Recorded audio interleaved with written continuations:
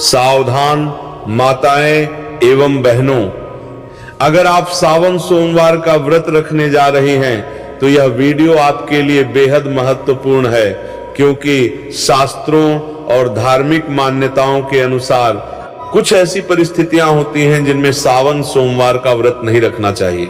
कई लोग बिना जानकारी के व्रत तो रख लेते हैं, लेकिन उनसे ऐसी गलतियां हो जाती हैं जो व्रत के पुण्य को नष्ट कर देती हैं। भगवान शिव तो भोलेनाथ हैं, वे अपने भक्तों का केवल भाव देखते हैं, लेकिन नियमों की अवहेलना करना उचित नहीं माना गया है। दोस्तों, सावन का महीना भगवान शिव को अत्यंत प्रिय है। इस पवित्र महीने में रखा गया एक सोमवार का व्रत भी भक्त के जीवन में सुख, शांति और मनोकामनाओं की पूर्ति का कारण बन सकता है। लेकिन क्या आप जानते हैं कि 5 प्रकार की महिलाओं को सावन सोमवार का व्रत रखने से पहले विशेष सावधानी बरतनी चाहिए। यदि वे बिना विचार किए व्रत रखती हैं तो उन्हें शारीरिक कष्ट हो सकता है और धार्मिक दृष्टि से भी व्रत का पूर्ण फल प्राप्त नहीं होता। आज की इस वीडियो में हम आपको बताएंगे कि वे 5 महिलाएं कौन हैं जिन्हें सावन सोमवार का व्रत रखने से पहले अवश्य सोच विचार करना चाहिए, किन परिस्थितियों में व्रत नहीं रखना चाहिए, और यदि व्रत न रख सके तो भगवान शिव को प्रसन्न करने के लिए कौन सा सरल उपाय कर सकती हैं। इसलिए शिवहम टीवी की इस वीडियो को अंत तक अवश्य देखिए, क्योंकि एक छोटी सी जानकारी आपको बड़ी गलती करने से बचा सकती है। भक्तों, वर्ष 2026 में सावन का पावन महीना 30 जुलाई दिन गुरुवार से प्रारंभ होकर 28 अगस्त तक रहेगा। यह महीना भगवान शिव और माता पार्वती की उपासना के लिए अत्यंत शुभ और मंगलकारी माना जाता है। इस वर्ष सावन के दौरान कुल 4 सोमवार व्रत आ रहे हैं, जिनका विशेष धार्मिक महत्व है। पहला सोमवार व्रत 3 अगस्त को मनाया जाएगा, दूसरा सोमवार 10 अगस्त को, तीसरा 17 अगस्त को और सावन का चौथा तथा अंतिम सोमवार व्रत 20 अगस्त को होगा। सावन का समापन 28 अगस्त 2026 को हो रहा है, जो कि रक्षाबंधन का पर्व है। इसी दिन बहनें अपने भाइयों की कलाई पर रक्षा सूत्र यानी राखी बांधकर भाई बहन के अटूट प्रेम और विश्वास के त्योहार को मनाएंगी।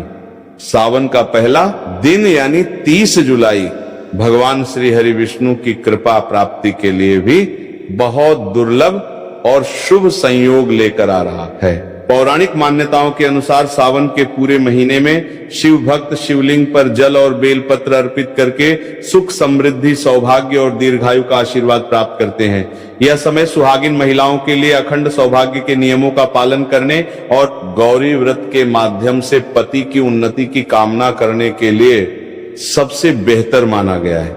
अतः 30 जुलाई से शुरू होने वाले इस पवित्र माह में श्रद्धा, नियम और पूर्ण सात्विकता के साथ महादेव की शरण में जाकर कोई भी भक्त अपनी हर मनोकामना पूरी कर सकता है। सावन का महीना कोई साधारण महीना नहीं है, यह ब्रह्मांड के रचयिता, पालन करता और संहारक साक्षात देवों के देव महादेव का काल है। हमारे हिंदू पंचांग के अनुसार जब भगवान विष्णु आषाढ़ मास की देवशयनी एकादशी को 4 महीनों के लिए योग निद्रा में चले जाते हैं और पाताल लोक की ओर प्रस्थान करते हैं, तब पूरी सृष्टि पर एक पल के लिए अंधकार छाने लगता है। उस समय ब्रह्मांड को विनाश से बचाने के लिए महादेव स्वयं इस सृष्टि का पूरा कार्यभार अपने हाथों में लेते हैं। इस साल सावन की शुरुआत एक बेहद अद्भुत, दुर्लभ और तांत्रिक संयोग के साथ हो रही है। इस बार जितने भी सावन सोमवार पिया रच रहे हैं, वे सभी अपने आप में तंत्र, मंत्र और अघोर शक्तियों को समेटे हुए हैं। शास्त्रों में लिखा है कि सावन के सोमवार का व्रत रखने से इंसान के 7 जन्मों के संचित पाप भस्म हो जाते हैं। जो कुंवारी कन्याएं इस व्रत को रखती हैं तो उनकी कुंडली के सारे ग्रह दोष शांत हो जाते हैं और उन्हें साक्षात शिव जैसा ही वर प्राप्त होता है। जो विवाहित महिलाएं इसे रखती हैं तो उनके सुहाग पर आने वाली अकाल मृत्यु और यमराज की छाया भी दूर भाग जाती है। लेकिन याद रखिए, सावन सोमवार की पूजा जितनी सरल और मनमोहक दिखती है, इसके अदृश्य नियम उतने ही करे खतरनाक और भयानक है। यदि कोई व्यक्ति बिना नियमों को जाने केवल समाज को दिखाने के लिए या अहंकार में यह व्रत रखता है, तो उसे पुण्य की जगह महादेव के तीसरे नेत्र के क्रोध का सामना करना पियारेज सकता है। शिवलिंग पर जल चढ़ाने का वह भयानक सच जो कोई नहीं बताता।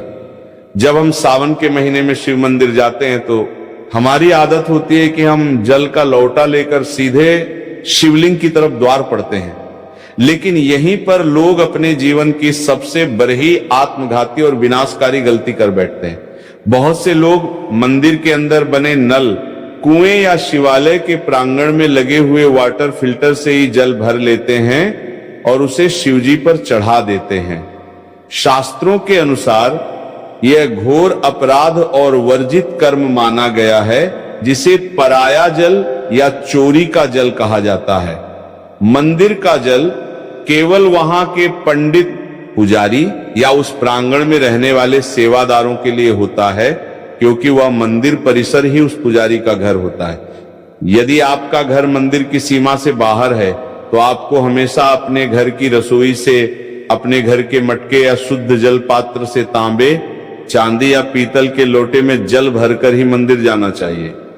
इसके पीछे का सबसे बड़ा आध्यात्मिक और वैज्ञानिक रहस्य यह है कि जब आप अपने घर से जल लेकर पैदल या किसी माध्यम से शिव मंदिर की ओर निकलते हैं तो रास्ते भर आपके घर की नकारात्मक ऊर्जा, आपके परिवार की बलाएं, पितरों का कष्ट और आपके शरीर की बीमारियां उस जल के भीतर समाने लगती हैं। वह जल आपके सारे कष्टों को अपने भीतर सोख लेता है। जब आप उस जल को शिवलिंग पर अर्पित करते हैं तो महादेव आपके उन कष्टों को स्वीकार करके उन्हें अपने गले के विष की तरह भस्म कर देते हैं। लेकिन यदि आप मंदिर का ही जल लेकर वहीं चढ़ा देंगे तो आपने अपने घर का कोई कष्ट महादेव को सौंपा ही नहीं। आपकी वह यात्रा अधूरी रह गई और उस पूजा का फल शून्य हो गया। शिवलिंग के गिरते जल के चमत्कारी और डरावने फायदे। शिवलिंग पर जब जल की अखंड धारा गिरती है तो वह शिवलिंग के नीचे बनी जलहरी से होते हुए एक निश्चित दिशा में बह जाती है। शास्त्रों में उस बहते हुए जल को साक्षात अमृत और शिव की अलौकिक ऊर्जा का महापुंज माना गया है। पहला कर नियम यह है कि जब आप जल चढ़ा लें तो उस जलहरी से बाहर बहते हुए जल को कभी भी भूलकर लांघना नहीं चाहिए, क्योंकि वह ऊर्जा इतनी तीव्र और तांत्रिक होती है कि यदि कोई साधारण इंसान उसे लांघता है तो उसके शरीर का चक्र बिगड़ सकता है और उसका मानसिक संतुलन तक हिल सकता है। लेकिन शास्त्र कहते हैं कि उस गिरते हुए जल को किसी मुसाफिर या भक्त को थोड़ा सा अपने पात्र में रोक लेना चाहिए। उस जल को अत्यंत पवित्र और चमत्कारी मानकर अपने घर ले आना चाहिए।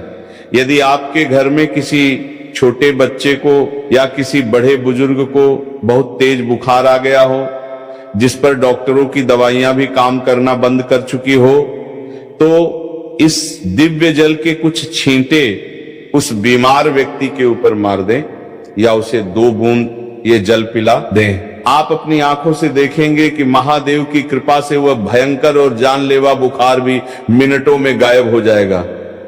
इतना ही नहीं, यदि किसी व्यक्ति की आंखों में हमेशा कीचड़ जाता हो या आंखें लाल रहती हो या जलन होती हो या उम्र के साथ आंखों की रोशनी धुंधली पड़ती जा रही हो, तो इस जल को सुबह सुबह अपनी आंखों पर पलकों के पास लगाना शुरू करें। धीरे धीरे आंखों का सारा भयंकर विकार दूर हो जाएगा और आपकी आंखों की रोशनी इतनी तेज होने लगेगी कि बरही से बरही बीमारी महादेव की कृपा से पूरी तरह साफ और चमकदार हो जाएगी।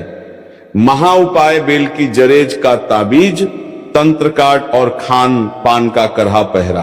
अब हम बात करेंगे कि घर के आंगन में जल छिड़कने का भयंकर तांत्रिक रहस्य शिवलिंग से लाए गए।